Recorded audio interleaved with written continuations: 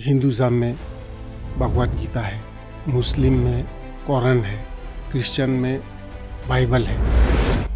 तो बुद्धिज़्म में धम्मापादा क्या है बोलने से धम्मापाद, तो धम्मा पाद ऑफ स्पिरिचुअलिटी। जिन्हों ने जो धम्मापादा का 2 गाथा समझा है, बुद्धा का उपदेश समझा है। हम सब क्या चाहते हैं? हम सब सुख चाहते हैं। हम सब क्या नहीं चाहते हैं? हम दुख नहीं चाहता है। दोनों का आंसर तो इस गाथे में है कि नहीं? दुख और सुख कहाँ से आता है? मन से आता है। द ग्रेट साइंटिस्ट आइंस्टाइन ने इतना अच्छा सुंदर बोल के गया। He was not spiritual before pure science. Science means totally focus on material development में भी कौन सा मटेरियल हार्मफुल है, कौन सा मटेरियल डेवलपमेंट यूजफुल, वो भी नहीं, खाली डेवलपमेंट करते गया, उसमें भाम भी आ गया। Religion without science blind, science without religion लेम।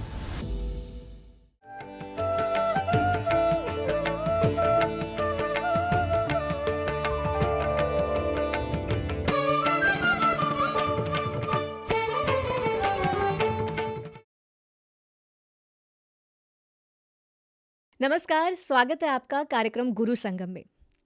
दर्शकों, ब्रह्म ऋषि पितामह पत्री जी हमेशा कहते हैं कि हर पिरामिड मास्टर बुद्ध बन सकता है, यानी हम सभी बुद्ध हैं। जिस तरह बुद्ध ने जन जन तक ध्यान को पहुंचाया, उसी तरह हमें भी स्वयं भी ध्यान करना है, स्वयं का उद्धार करना है और साथ ही जन जन तक ध्यान को पहुंचाना है। बुद्ध के मार्ग पर चलने के लिए हमें बुद्ध की टीचिंग्स का पता होना बहुत ज़रूरी है।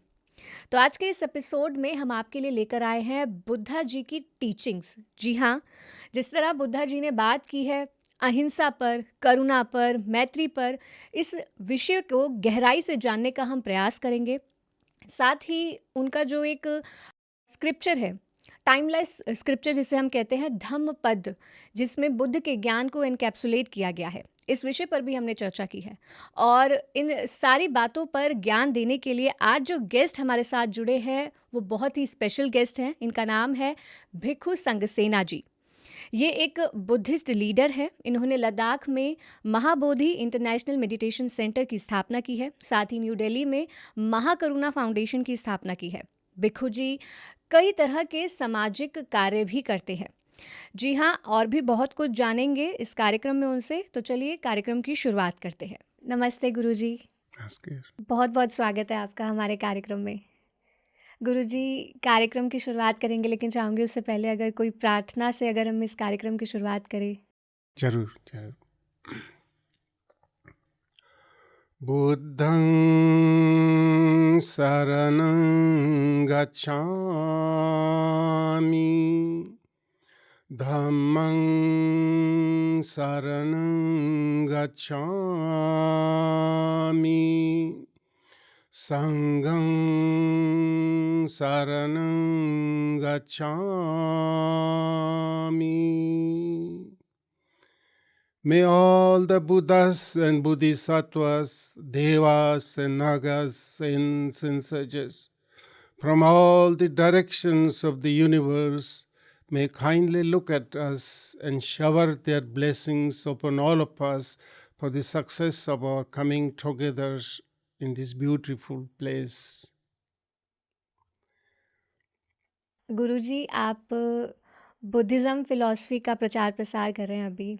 तो बुद्धिज़्म की जो टीचिंग्स हैं वो आज की जो फास्ट पेस्ड और मटेरियलिस्टिक जो लाइफस्टाइल हो गई है, जो लोग आजकल के हैं, उनकी लाइफ में कैसे इम्पैक्ट डाल सकती है?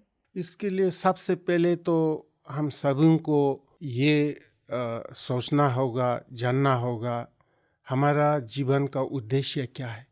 What is the goal of our life, what is the purpose of our life, इसकी बारे में हम लोग सोच विचार करना है।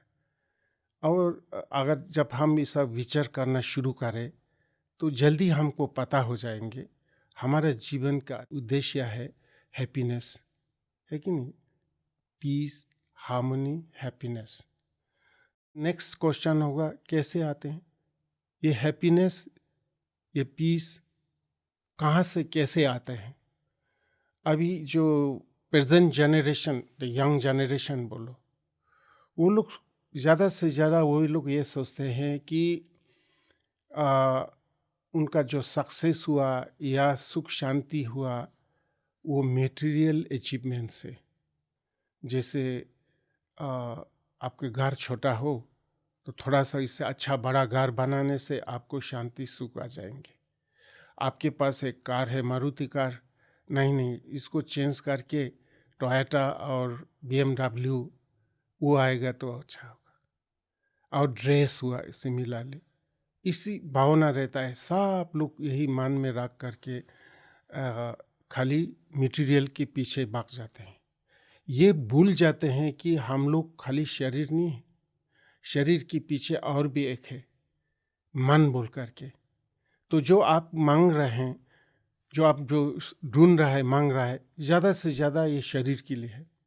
अब बाज़ार में जाके देखिए, सुपरमार्केट में जाके ढूंढिए, देखिए, आपको मन के लिए कुछ नहीं मिलेगा, पूरे का पूरा शरीर के लिए मिलेगा।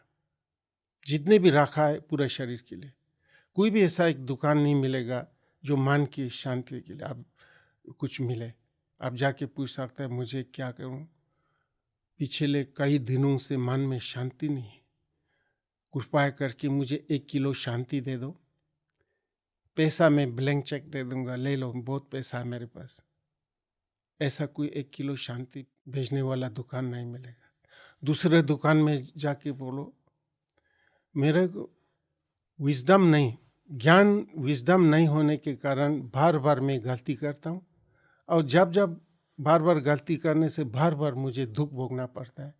मुझे 2 किलो ज्ञान दे दो, 2 किलो विजडम दे दो, है ना। या दूसरे तीसरे दुकान में जाकर के बोलो मुझे कंपैशन, काइंडनेस का 1 किलो दे दो। मेरे अंदर काइंडनेस नहीं है, कंपैशन नहीं है, तो मैं क्रूअल बन जाता हूँ। जब जब भी मैं क्रूअल बन जाता हूँ तो उसका नतीजा क्रूअल ही होता है। जैसा कर्म वैसा फल। तो प्लीज़ और 1 किलो करुणा दे दो, 1 किलो मैत्री दे दो। ऐसा दुकान आपको नहीं मिलेगा। जितने भी मटेरियल क्या बोलता है शॉप्स है सुपरमार्केट में, पूरा मान शरीर के लिए, मान के लिए। यही जो बैलेंस है आज missing is balance between the materiality and spirituality, balance between the body and mind. ये बैलेंस का आज ज़रूरत है। जब तक हम लोग ये बैलेंस नहीं कर पाएंगे, हम लोग कभी total happiness, total health, we won't be able to enjoy total health, total happiness until and unless we balance, we know how to take care of the body and mind in balance। ये बहुत ज़रूरी है कि नहीं। So materiality and spirituality, inner and outer, ecology and psychology, physics and metaphysics, meditation and medication, right? Yes. Religion and science, ये दोनों balance करने का ज़रूरत है।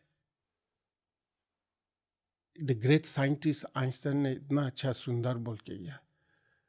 The great Einstein, he was not spiritual before pure science था। Science means totally focused on material development में भी कौन सा material harmful है, कौन सा material development useful, वो भी नहीं, खाली development करते गया, उसमें भाम भी आ गया।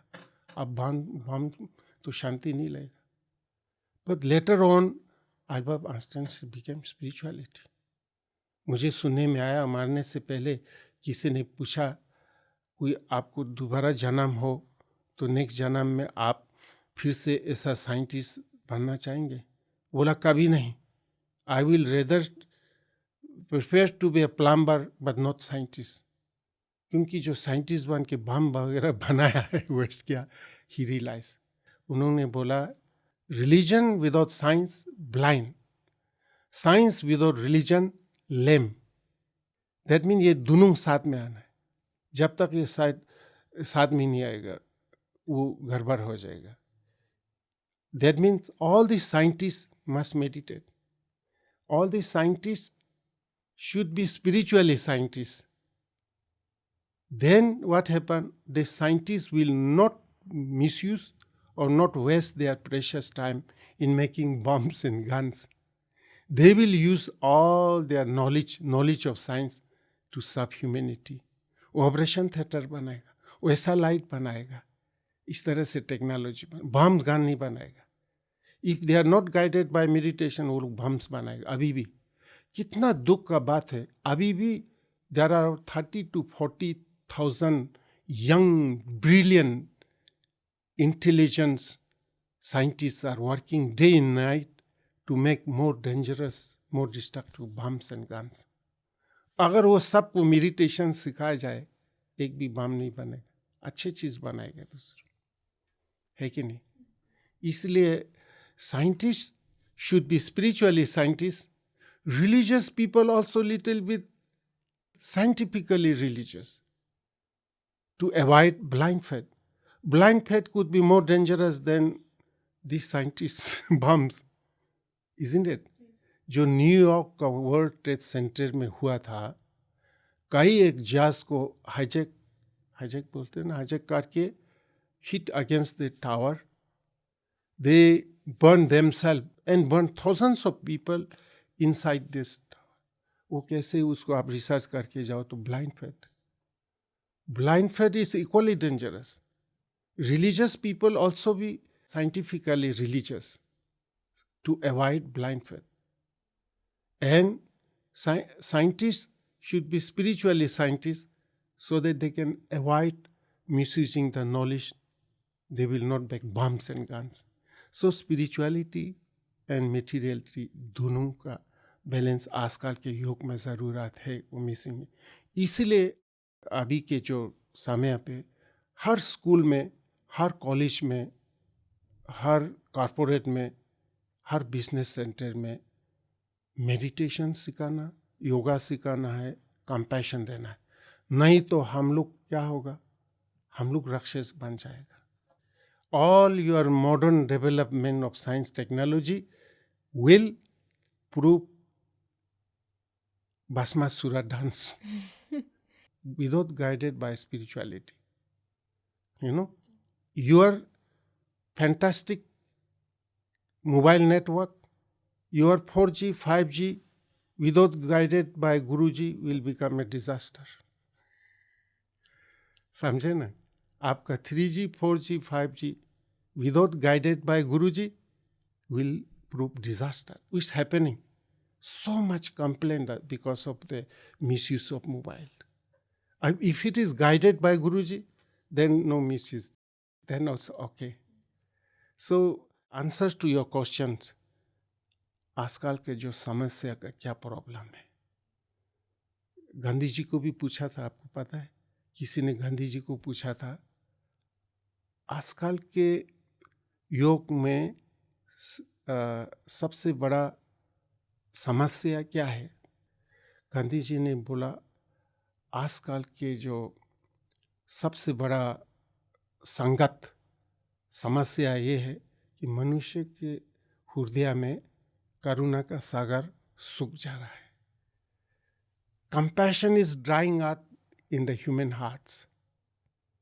तो सबसे बड़ा समाधान, bring back compassion, bring back Indian स्पिरिचुअलिटीज.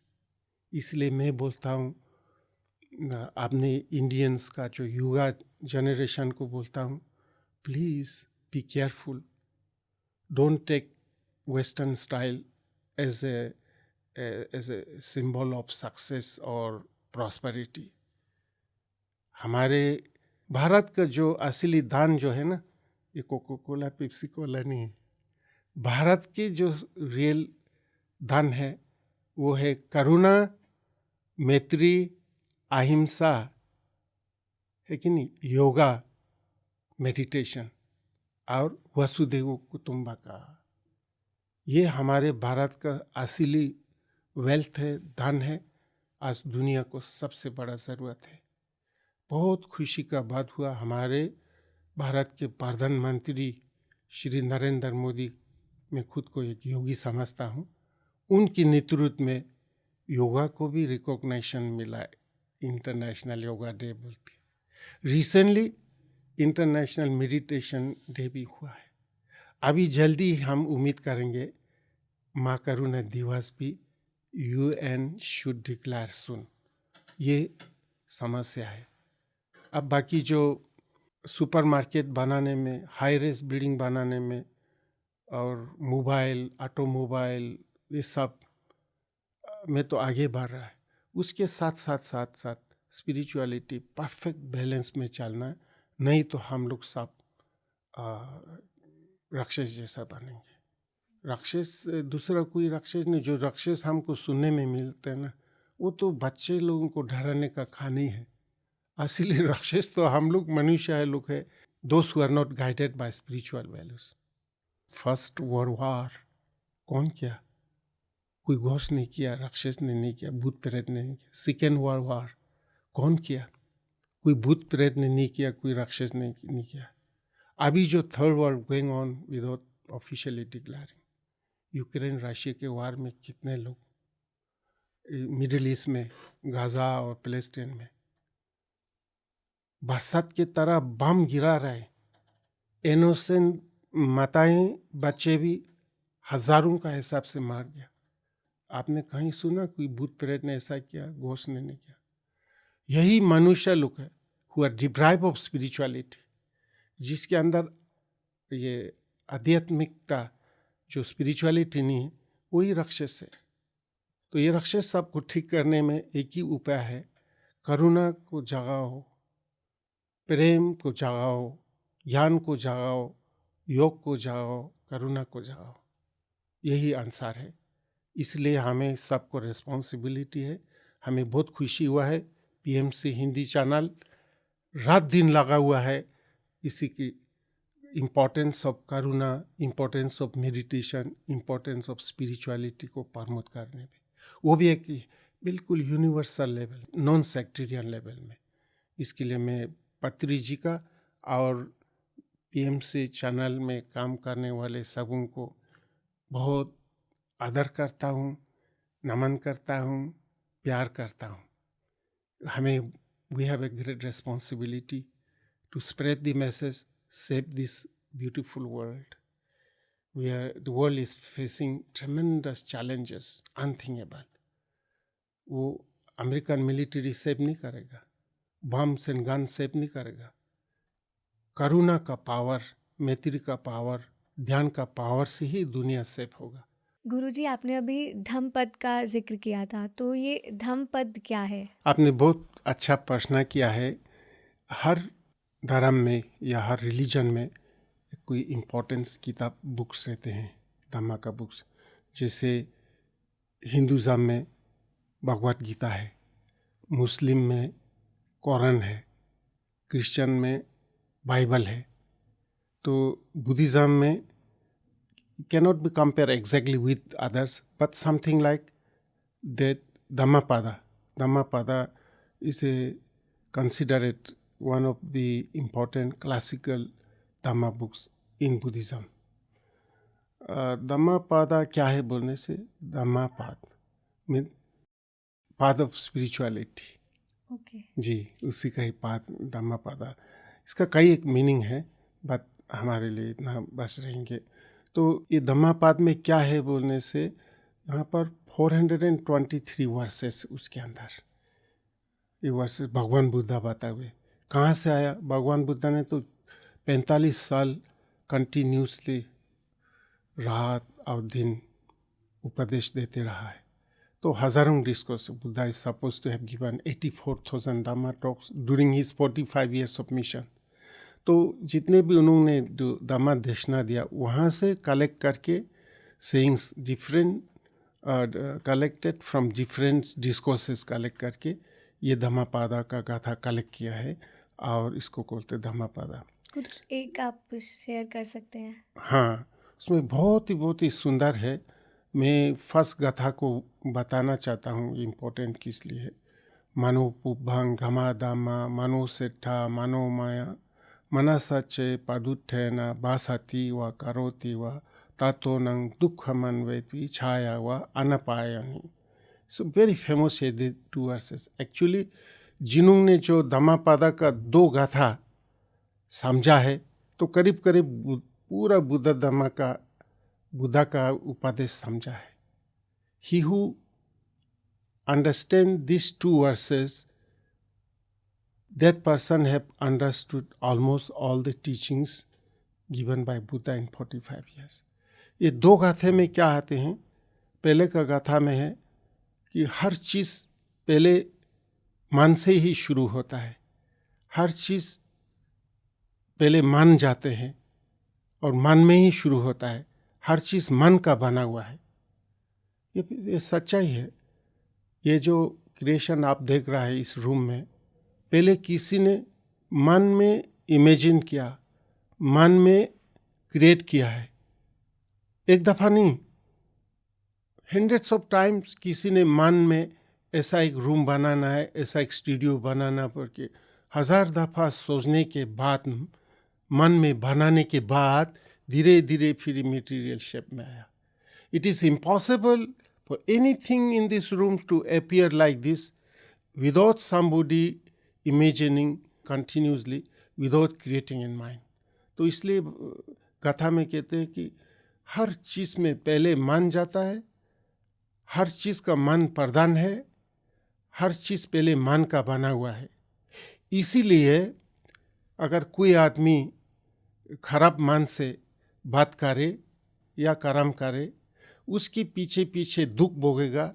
जैसे बैलगाड़ी के पीछे वो बैल का जो पाया आते हैं ना, बैल गाड़ी में 2 व्हील होता पाया, और जो उसको हम लोग क्या बोलते हैं, रात बोलता है, काट बोलते हैं, बुलाक काट। वो बुलाक काट हो, वो बुल के ये गार्डन में बांधा हुआ है। इसीलिए ये गाय दोनों या बुल जहाँ भी जाओ उसके पीछे पीछे ये व्हील आएंगे।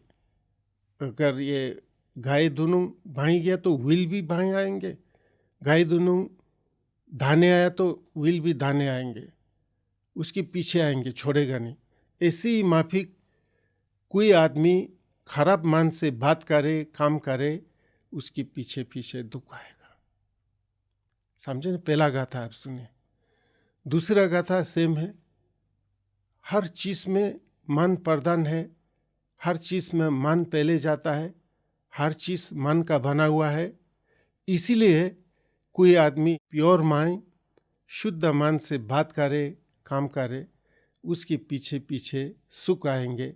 जैसे आपके छाया, जहाँ भी जाओ छाया आपको नहीं छोड़ेगा, आपके साथ ही आएगा। जब तक आप है, छाया भी आपके पास आएंगे।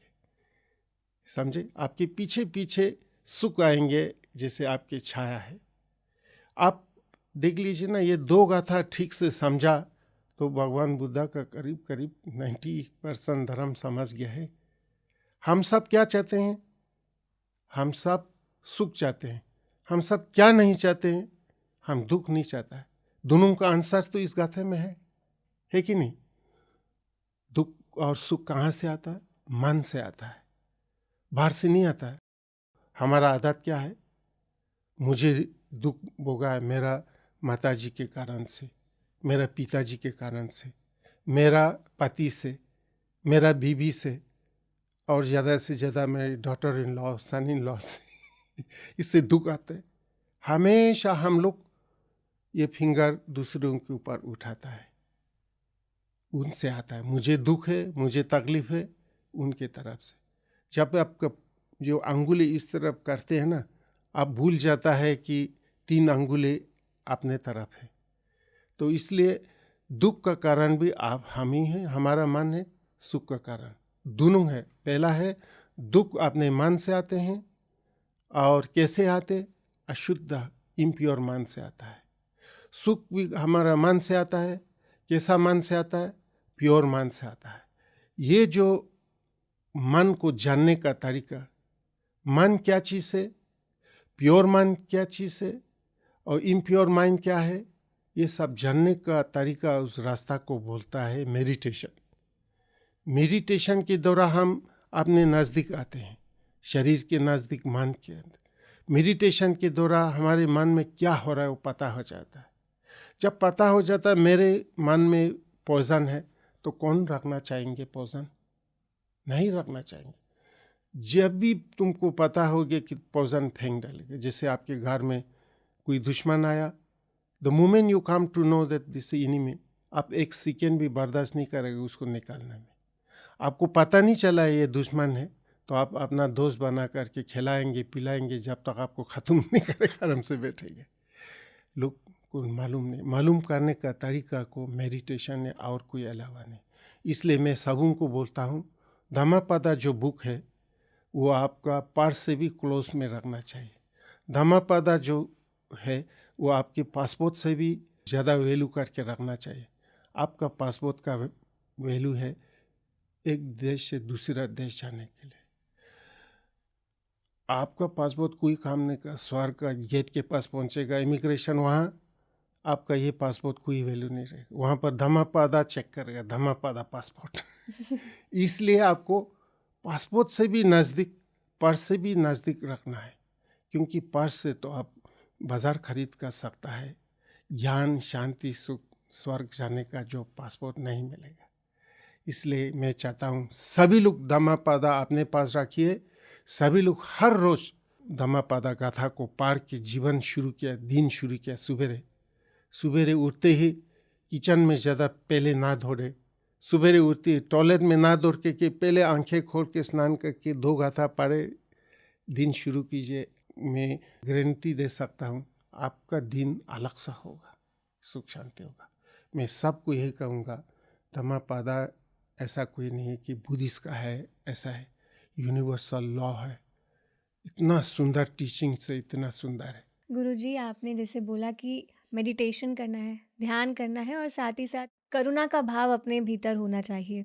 लेकिन आज की अगर हम बात करें जनरेशन की, आज के युग की बात करें, तो ये जो हेट्रेड की भावना है वो ज़्यादा बढ़ चुकी है। तो ये कंपैशन की भावना कैसे आएगी? और जैसे मेडिटेशन आप बता रहे हैं कि मेडिटेशन करना चाहिए, तो कुछ सिंपल प्रैक्टिसेस मैं चाहूँगी कि आप बताएं हमारे व्यूअर्स को, क्योंकि जो बिगनर्स होते हैं उनके लिए मेडिटेशन करना बहुत टफ होता है, क्योंकि बहुत सारे थॉट्स आते हैं स्टार्टिंग में।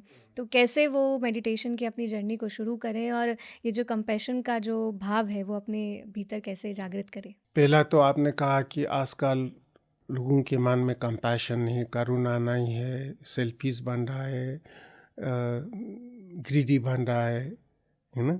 हाँ जी। वो उसका रूट कारण है अज्ञानी है, अज्ञानी, ignorance of what? Ignorance of वही कंपैशन कोई स्कूल में सिखाया नहीं देता। पहले तो जीने का काला सीखो, जो 100 साल हो, 100 साल भी नहीं, वो बिल्कुल रॉन्ग कैलकुलेशन है।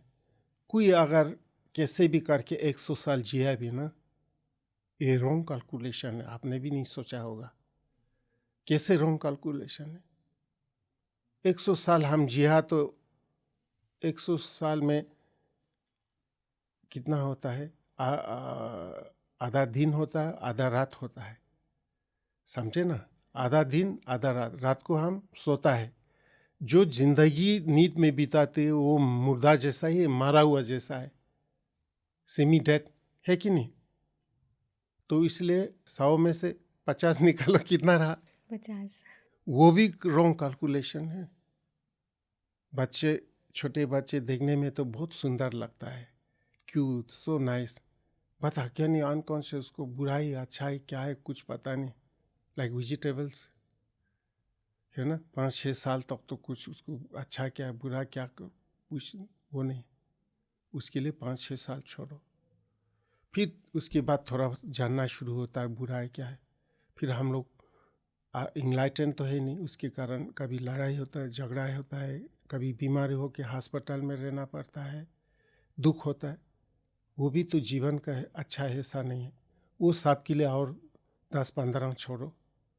50 में से 15-20 साल घर में लड़ाई, पड़ोसी की लड़ाई, उसमें बिताओ। फिर हम शरीर है बीमार, तो कभी हॉस्पिटल में, कभी अपना रूम में बेड रीडन आ रहा है, सिर में दर्द, पैर में दर्द, वो भी अच्छा नहीं। वो सब को छोड़ डालो। अनदर ऑल टुगेदर 15-20 साल आपके पास हार्डली 30 साल है। 30 साल जीवन है, 30 साल से ज़्यादा नहीं है।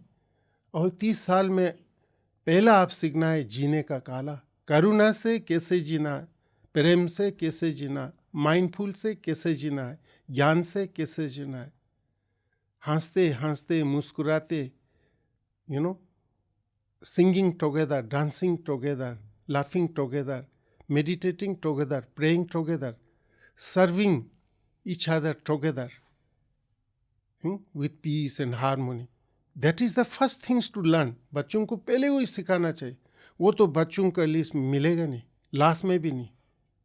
आजकल का जो युग है वो और जल्दी सीख सकता है, क्योंकि कन्वीनियंस जो एग्जाम्पल है आजकल और अच्छा है, वो है। दूसरा आपने कहा ध्यान। ध्यान में भी अभी ध्यान का काफ़ी पॉपुलर है, और रकम रकम का ध्यान सीखने वाला अलग अलग गुरु है, अलग अलग टेक्निक है। तो हमें ऐसे एक ध्यान सिखाना होगा, सिंपल टेक्निक, जो हर एक आदमी, एजुकेटेड हो, अनएजुकेटेड हो, सिटी में रहने वाला हो, शहर ये गांव में रहने वाले हो, बड़े ऑफिसर हो, नॉर्मल आदमी हो, सब लोग ऐसा जो सीख सकते हैं और कर सकते, ऐसे एक टेक्निक हमने डेवलप करना होगा। वो ऑलरेडी है ही, भगवान बुद्ध ने पता, Anapanasati, mindfulness is the foundation of meditation, beginning of meditation. हर एक लोग कोई भी कर सकते, इट इज सो ईजी है, बहुत आसानी है, उसका कोई साइड इफेक्ट नहीं। अभी बहुत से मेडिटेशन होगा, जैसे कुंडलिनी मेडिटेशन कुछ आपने सीखा होगा, वेरी डेंजरस है। उसको ठीक से अगर आपके पास गाइडेंस टीचर नहीं है, not everybody can learn and practice. वो बिल्कुल एडवांस लेवल है, एक स्पेशलिटी है, साइड इफेक्ट भी डेंजर होगा।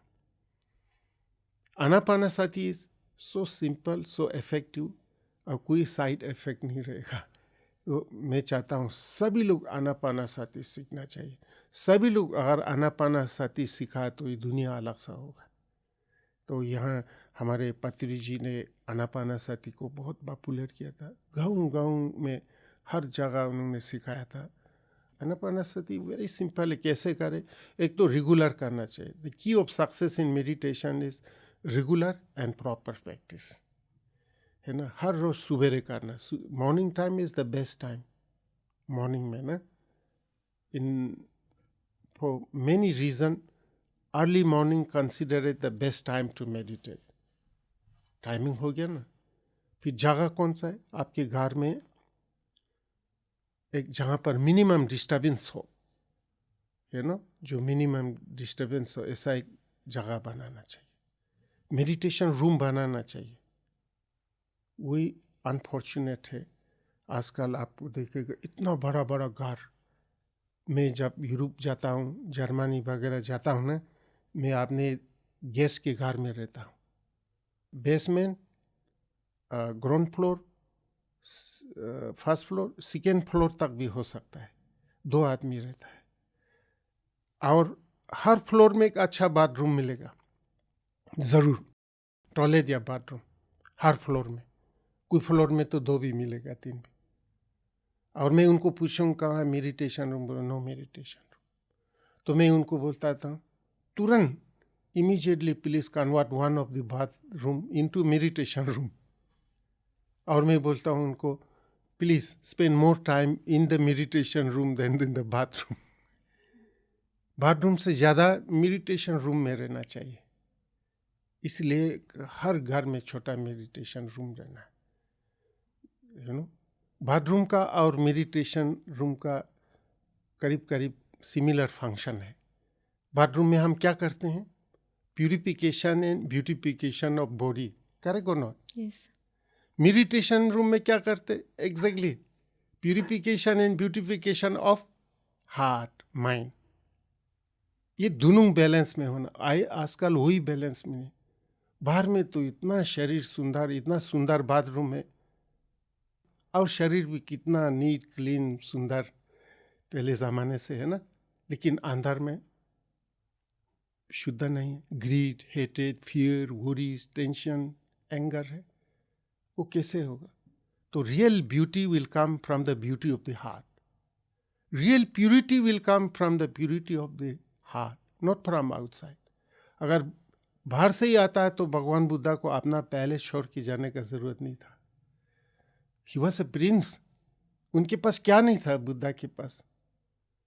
समर के लिए एक पैलेस अलग सा बना दिया, विंटर के लिए पैलेस अलग सा बनाया था, रेनी सीजन के लिए अलग बनाया था, पूरा वर्ल्डली प्लेजर में डूबा था.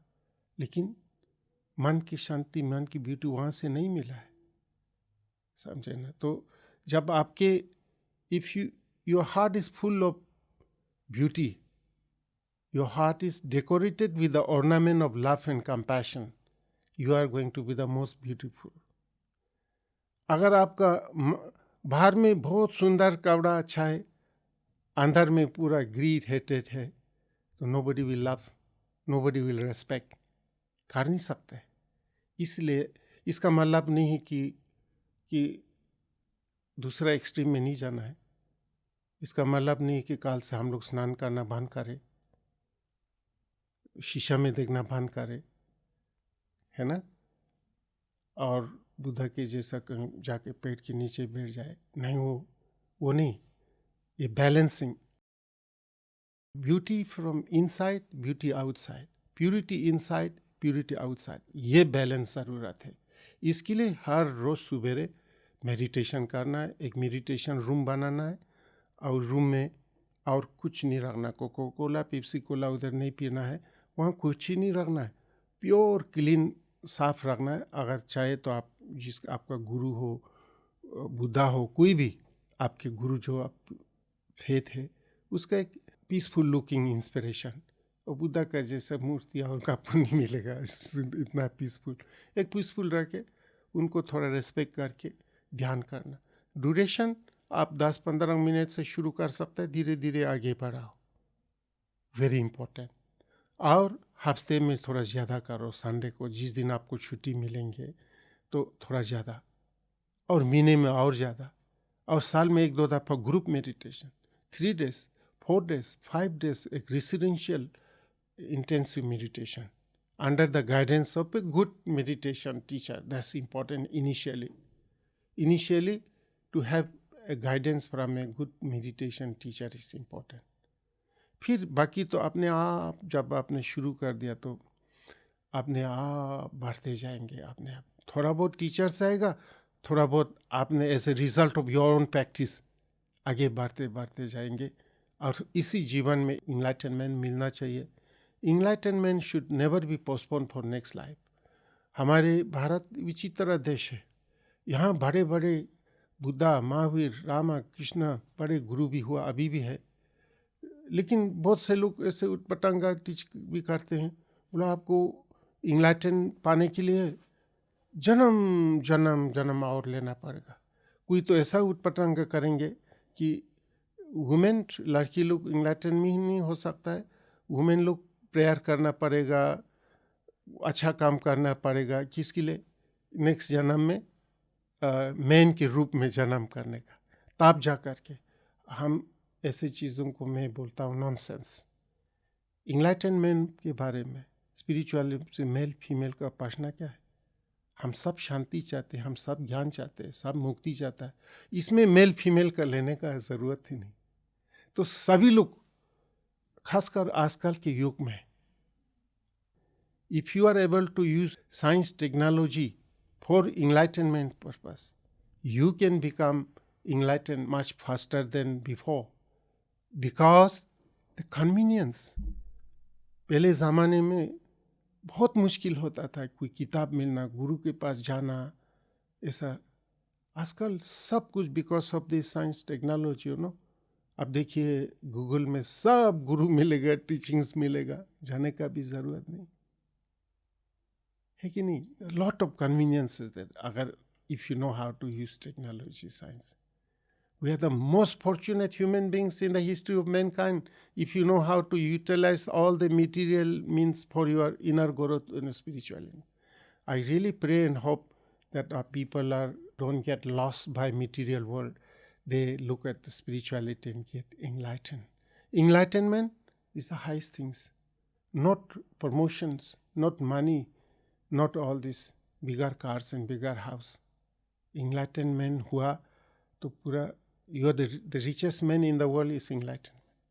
गुरुजी अभी आप बुद्धिज़्म फ़िलॉसफ़ी का प्रचार प्रसार कर रहे हैं, तो मैं आपकी स्टोरी के बारे में जानना चाहती हूँ कि आपकी स्पिरिचुअल जर्नी कैसे शुरू हुई? और अगर आप हमें कोई ऐसी इंस्पायरिंग स्टोरी सुनाएँ अपनी लाइफ़ से जुड़ी, जिसमें बुद्धिज़्म की टीचिंग्स के थ्रू आपकी लाइफ़ में ट्रांसफ़ॉर्म आया हो? आपने ये बहुत ही अच्छा प्रश्न पूछा है कि मेरे जीवन में बुद्धा धम्मा, बुद्धा का जो टीचिंग्स है वो कैसे इन्फ्लुएंस किया है, उनसे क्या सीखा है, और बुद्धा धम्मा सीखने के बाद मेरे अपने जीवन में क्या तब्दीली, क्या चेंजेस, क्या परिवर्तन आए हैं. This is very practical. वैसे तो हम लोग बुद्धा धर्म के बारे में, कोई भी रिलीजन के बारे में, फिलोसॉफी के बारे में बहुत बातचीत होते हैं, कर सकते हैं, लेकिन जब तक वो प्रैक्टिकल ना हो, अपने जीवन को कुछ टच नहीं किया है, जीवन को बदलने में सहयोग नहीं किया, तो वो ऐसे ही थोड़ा इंटेलेक्चुअल हवा में डिस्कशन रहते हैं. तो आपने ये अच्छा प्रश्न पूछा है कि हम हवा में ना रह के ग्राउंड में आकर के जो प्रैक्टिकल अपने जीवन में क्या कुछ परिवर्तन आया उसके बारे में. तो पहला तो मैं लद्दाख में हमारा एक संस्था है, महाबोधि इंटरनेशनल मेडिटेशन सेंटर का नाम से. काफ़ी संस्था बड़ा है. कई एक हमने प्रोजेक्ट्स या सेवा प्रोग्राम्स शुरू किया है, spread over 250 acres of land पर. और उसमें सबसे पहले तो हमारा international meditation and yoga centre है. उसके अलावा हमारा एजुकेशन प्रोग्राम है, separate hostel for girls and boys, और वहाँ नर्सरी से लेकर के 10+2 तक है. और उसके अलावा एक महाबोधि मैत्री जेरेटिक होम, ओल्ड एज होम भी है. Beautiful, I think the best and the most beautiful home for such elderly people. एक चैरिटेबल हॉस्पिटल भी है, वहाँ गेस्ट हाउस भी है. वहाँ Buddha park for world peace बोल के भी एक बहुत ही सुंदर प्रोजेक्ट आ रहे हैं. उसके अलावा एक ब्यूटीफुल पिरामिड हॉल भी है.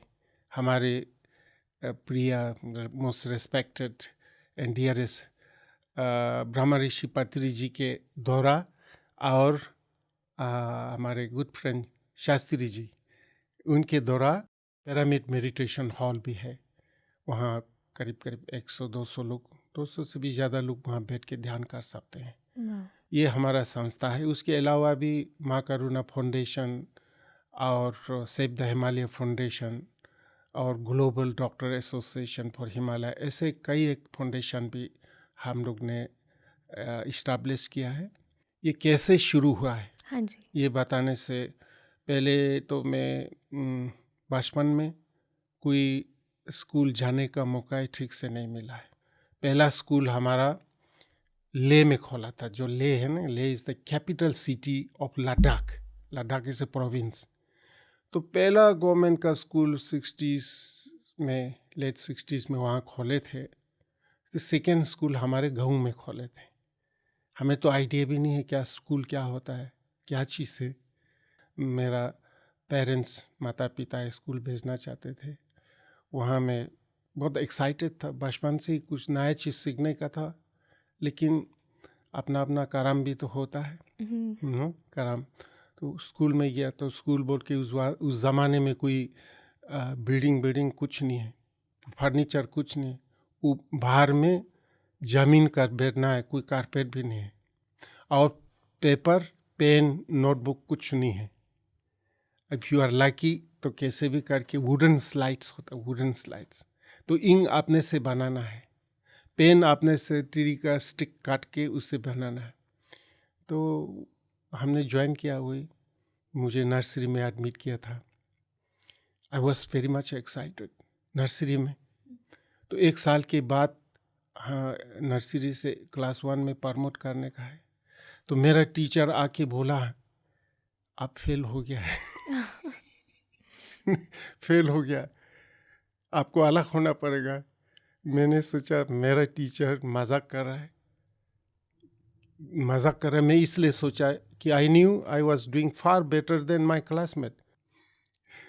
तो मैं सोचा टीचर मजाक कर रहा है। तो आप हफ्ते के बाद वो टीचर आया, फिर कहा आप तुम सचमुच में फेल हो गया है, आपकी जो क्लासमेट साहब है वो क्लास 1 में प्रमोशन हो गया, आपको और एक साल नर्सरी में रहना है उनके साथ। कुछ बच्चे देखा है नोस रनिंग, कुछ बच्चे हैं उनके साथ और एक साल बना। My heart was almost breaking. I started crying, came back to home crying. मैंने माता जी को बोला, माता जी आई एम बीइंग ग्रेजुएटेड, मेरा ग्रेजुएशन हो गया है, स्कूल ख़त्म हो गया, कल से स्कूल नहीं जाएंगे। उन्होंने कहा क्या हो गया? तो मैंने ये कहानी बताया, टीचर ने मुझे फेल किया है, मैं नहीं जा सकता। गुरुजी आपकी उम्र क्या थी उस वक्त? मेरा ख्याल 6-7 होगा, 6-7 6-7 साल में आप ऐसे बात कर हाँ रहे थे? जी। फिर मेरा माता जी ने कहा तुमने कुछ ज़रूर टीचर के साथ बदमाशी किया होगा, तुम ऐसा करो, कल में एक वाइट स्कार्फ शॉल जैसा, और उसका ज़माने में एक ट्रेडिशन होता था कि एक barley wine is not actually considered wine, नहीं है वो, ट्रेडिशन होते हैं। जब भी कोई बड़े आदमी मिलने जाएंगे तो एक स्कार्फ, हम खताक बोलते हैं, या शॉल जैसा, यहाँ भी अभी भी कोई बड़े आदमी मिलने जाने से आप एक शॉल देते हैं। इससे मुताबिक मेरा माता जी ने बोला कि एक खताक तैयार करेंगे और एक बॉटल ऑफ बार्ली वाइन करेंगे, तुम कल जा कर के टीचर को ये देके उनसे माफ़ी मांगो, कुछ तुमने गलती किया होगा। मैंने बोला माता जी ये तो मेरे से नहीं हो सकता है, ये कैसा हुआ?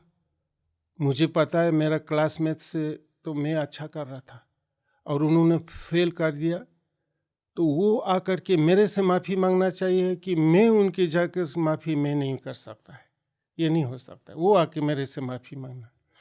तो मेरे माता जी ने बोला है तुम फेल इसलिए हो गया, तुम ऐसे बात करते इसलिए फेल हो गया। तो मैं माता जी से आर्गूमेंट नहीं करना चाहते थे। मैंने बोला ठीक है माता जी, आप जैसा एडवाइस करेंगे जाएंगे। सुबेरे माता जी ने वो करके दिया मुझे एक स्कार्फ, और वो बात मन से मैंने सोच लिया था कि कभी वो जाके टीचर को नहीं देंगे। मैं गया उसको उठा के, माता जी ने आशीर्वाद दिया। रास्ते में मेरा क्लासमेट सबसे मिला हूँ, तो मैंने उनको बोला माय फ्रेंड्स, आज मेरे पास कुछ स्पेशल चीज़ है, हम स्कूल नहीं जाएंगे, हम लोग नदी का बैंक में जाके पिकनिक करेंगे। समझे ना?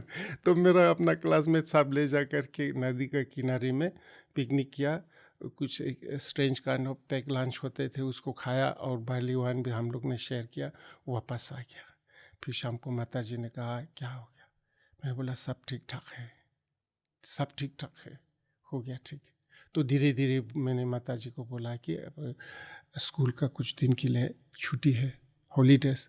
That was the end of my education. उसके बाद मैं कभी स्कूल जा नहीं पाया। ये मेरा चाइल्डहुड का स्टोरी। तो नेक्स्ट उसके बाद मेरा पिताजी एक ट्रेडिशनल आमची था, डॉक्टर था। उसके साथ साथ मेरा पिताजी एक उस ज़माने का एक ट्रेड बिजनेस करते थे, एक गांव से दूसरा गांव हॉर्स पर याक पर सामान ले जाके।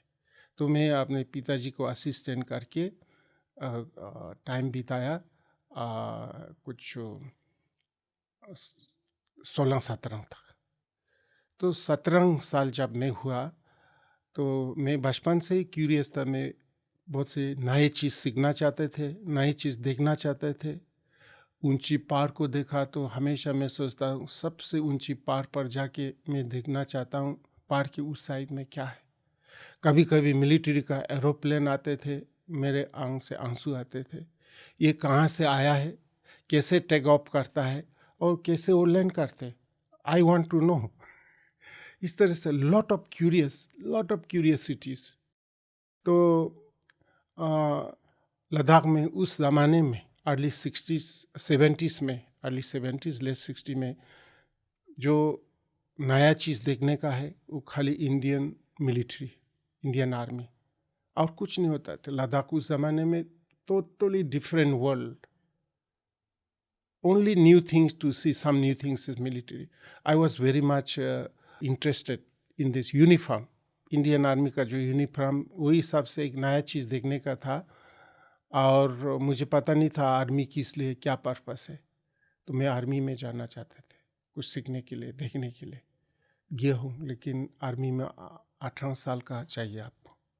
मगर उस ज़माने में कोई बर्थ सर्टिफिकेट वगैरह कुछ नहीं होता है। कुछ डॉक्टर्स थे जो नॉर्मल एग्ज़ाम लेने में, उन्होंने मुझे पूछा तुम 18 साल नहीं लगता है, 18 साल है क्या? मैंने बोला 18 साल हो ना हो, मैं अपना ड्यूटी देश के लिए कर सकता हूँ सर। तो उन्होंने हंसा और मुझे ले लिया। बाद में पता चला कि मेरे से भी जो तकड़ा लंबा तकड़ा खट्टा रिजेक्ट किया, मेरे को ले लिया। I was the smallest fellow in the platoon. My gun was taller than me. सभी लोग मुझे बहुत प्यार करते थे, छोटे बच्चे के जैसा। तुम जल्दी बड़ा हो जाओ, खाना थोड़ा ज़्यादा थे तो खाओ इस तरह से ही बोलते थे। तो मिलिट्री में जो सबसे अच्छा चीज़ मैंने सीखा है डिसिप्लिन एंड देशभक्ति। 4 साल मैंने सेवा किया आर्मी में। जो अभी गलवान वैली में इंडिया चाइना बॉर्डर में रिसेंटली कॉन्फ्लिक्ट हुआ था, टेंशन हुआ था, उस एरिया में भी मैंने सर्विस किया। जो कारगिल वॉर हुआ था, छोरबाड़ी ला वगैरह, वहाँ भी मैंने सर्विस किया, 4 साल सर्विस किया। तो मिलिट्री में भी मेरा curiosity continues. I was not satisfied with the military life, though I was enjoying very much.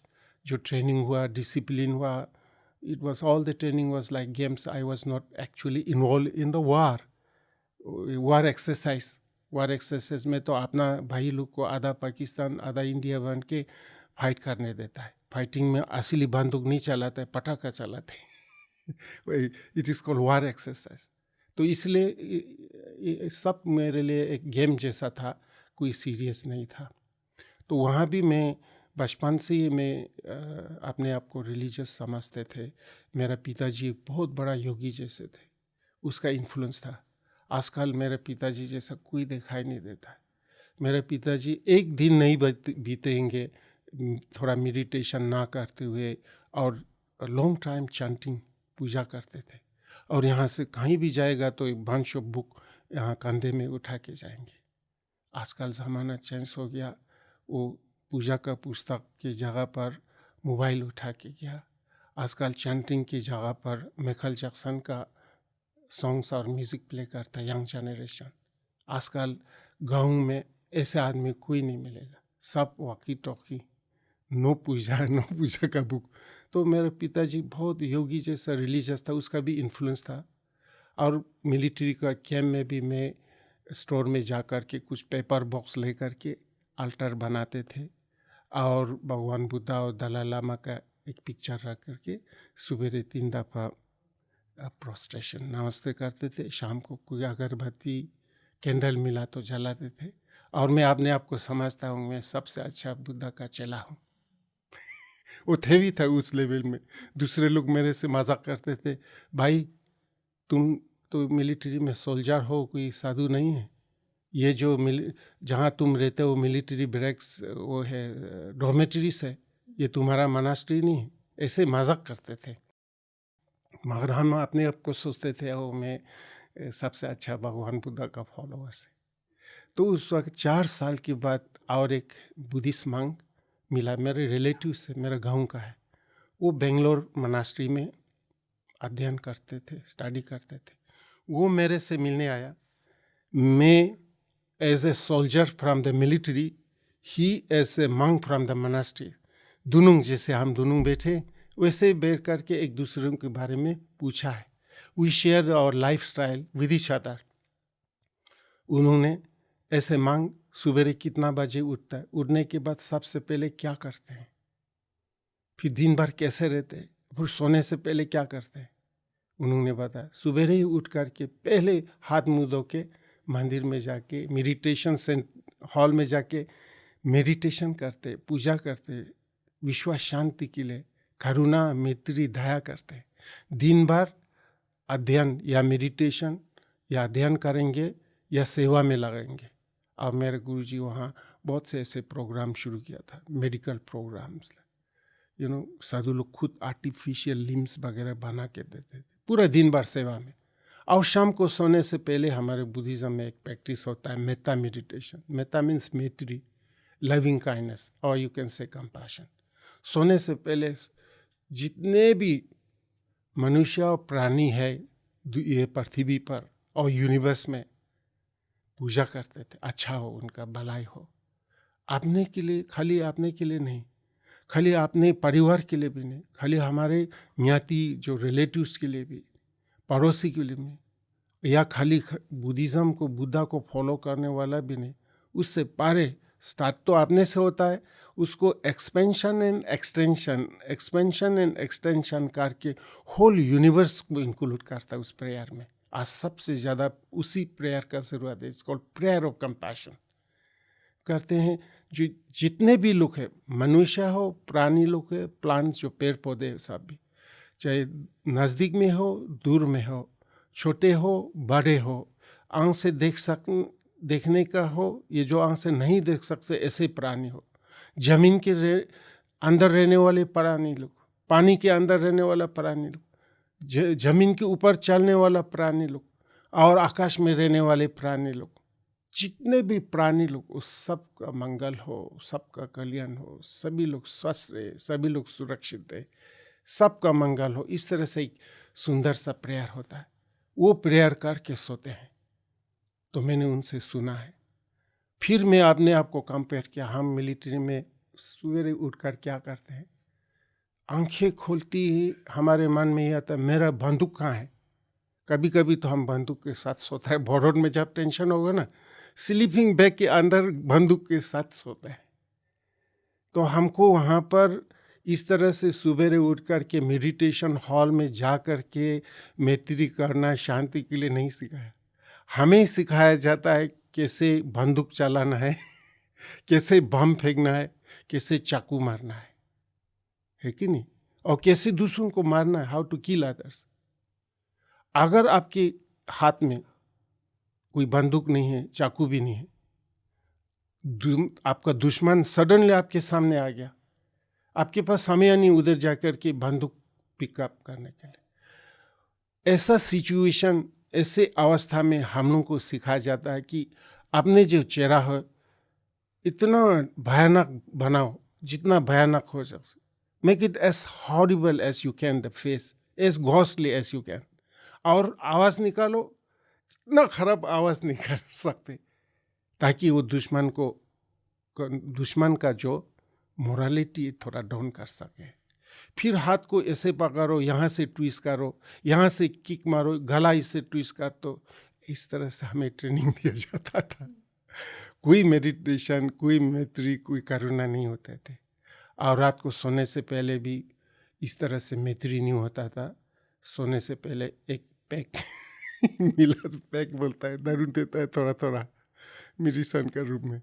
तो इस तरह से जब मैंने अपने जीवन को वो साधु के साथ या वो बुद्धिस्ट मंक के साथ कंपेयर किया, तो मैं अपने को रोने को जैसा आ गया।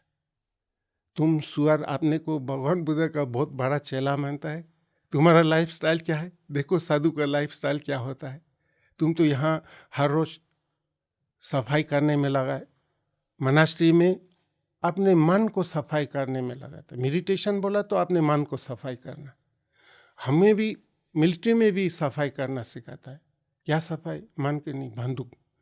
डेली बंदूक को सफाई करके ठीक रखना है। पता नहीं कब क्या होगा, कब बंदूक को यूज़ करना पड़े, इसलिए बंदूक बिल्कुल साफ करके। So we were train to clean the guns in army, okay. और बुद्धिस्ट मॉनेस्ट्री में we were train to clean the minds. तो मुझे आपने को रोने को आया। फिर मैंने बोला, भाई, is it too late for me to quit this and come to your monastery? मैंने इसलिए पूछा कि देर तो नहीं हो गया। मैं अपने बचपन में देखा हूँ, जितने भी लद्दाख में साधु बनते हैं ना, मांग्स, बचपन में पेरेंट्स लोग, माता पिता एट द एज ऑफ 5, 6, 7 में ऑफर करता है। मैंने कोई देखा नहीं 20 साल के बाद कोई मांग्स बनता है। तो मैंने इसलिए पूछा कि मैं ज़्यादा बुढ़ा तो नहीं हो गया क्या? Is okay. वो बोला है कि जो मंदिर का द्वार है, गेट है, gate of dharma is always open for everybody regardless of any age as long as you are serious. मुझे इतना खुशी लगा, तुरंत उनके साथ बैठ करके एक चिट्ठी लिखा उनका गुरु को, मैं ऐसा एक आर्मी में सोल्जर हूँ, आपके पास आके आपके चरणों में बैठ करके मैं दीक्षा लेना चाहता हूँ और एक भिक्षु बनना चाहता हूँ। उन्होंने खाली 2 लाइन लिखा, if you are serious you are welcome.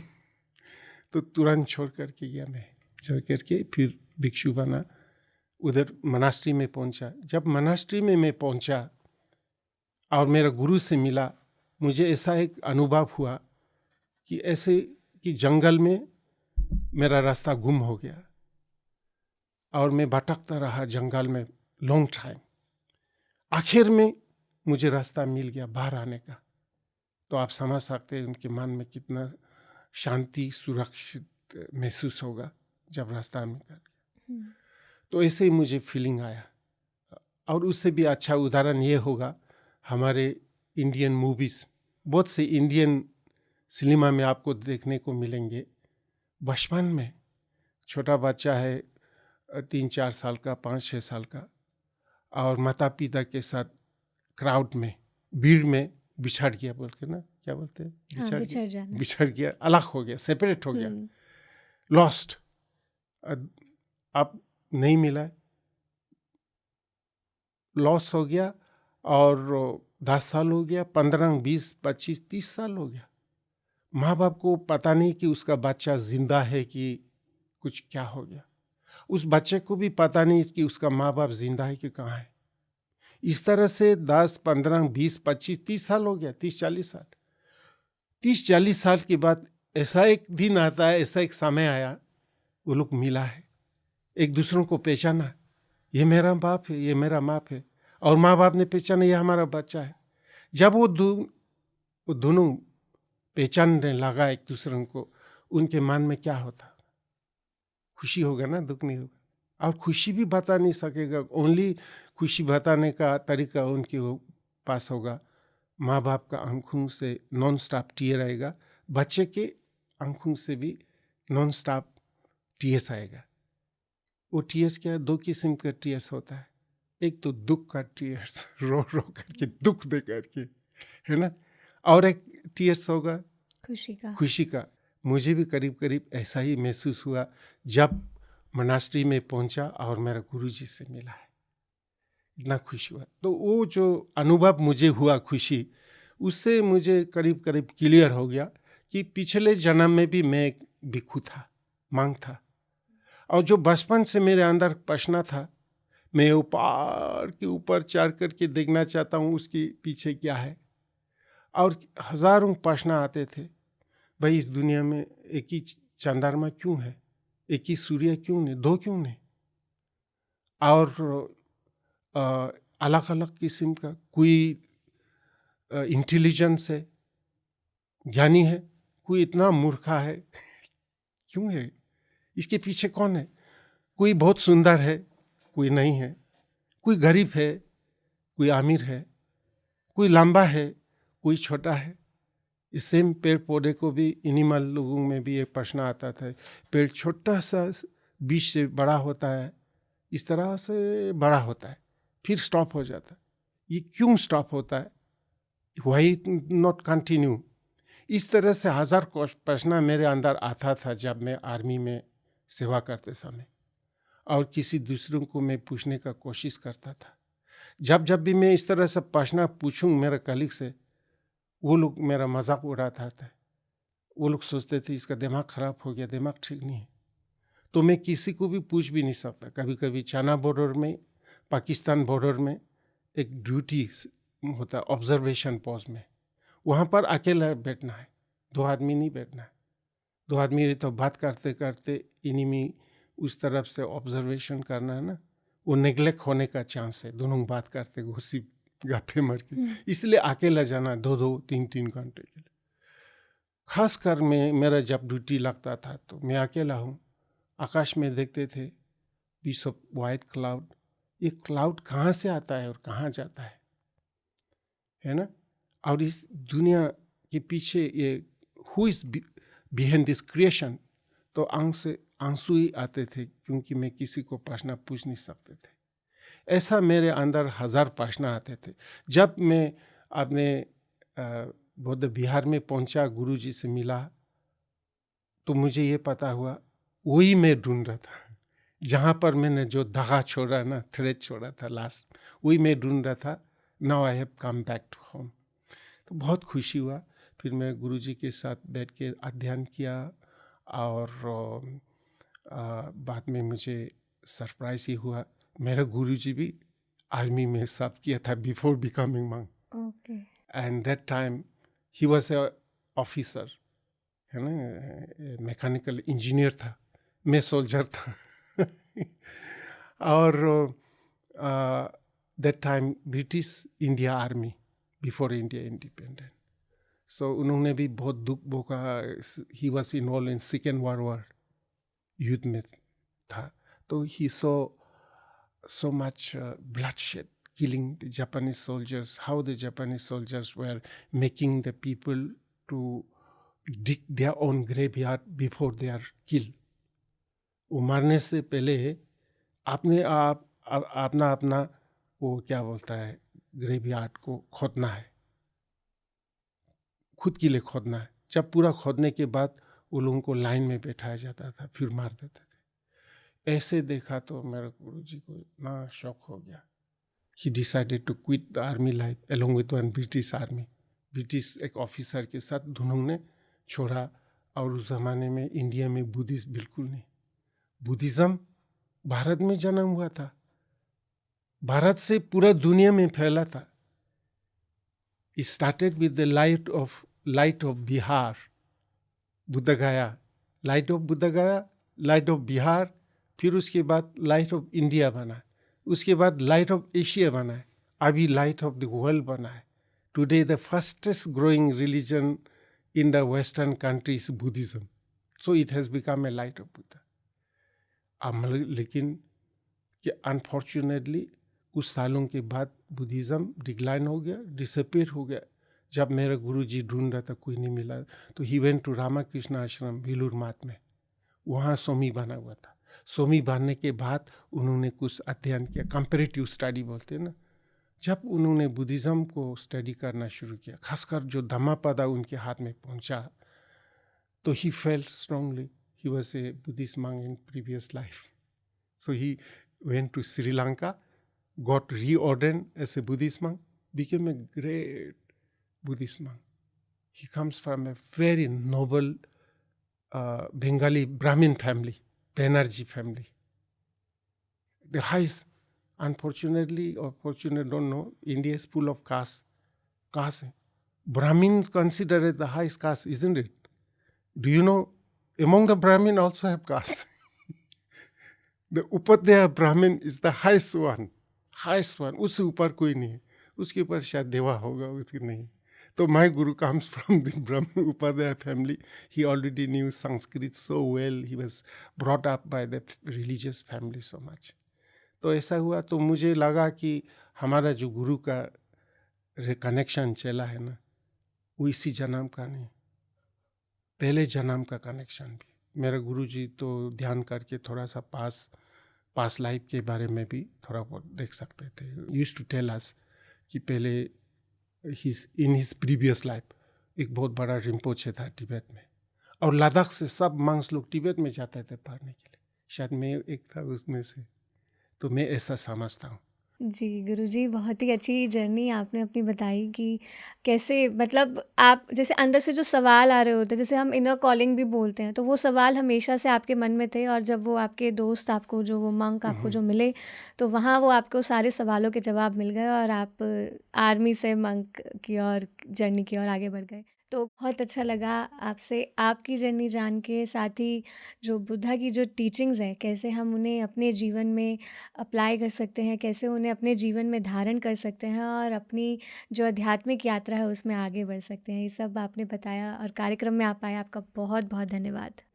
Thank you so much, it's been my great pleasure. मुझे भी बहुत खुशी हुआ आपके यहाँ आने का।